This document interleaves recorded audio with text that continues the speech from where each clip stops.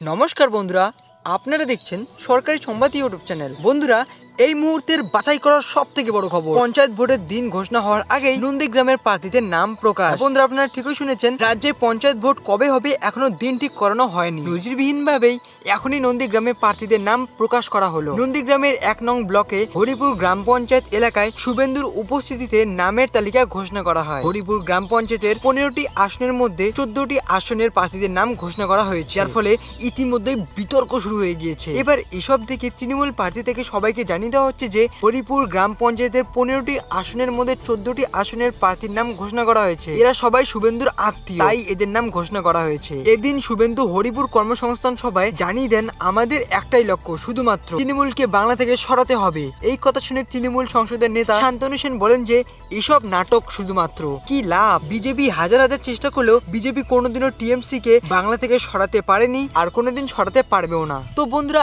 আপনাদের কি মতামত? বিজেপি কি কোনোদিন টিএমসি কে সরাতে পারবে বাংলা থেকে? তা কিন্তু অবশ্যই আমাকে কমেন্ট করে জানিয়ে দিবেন।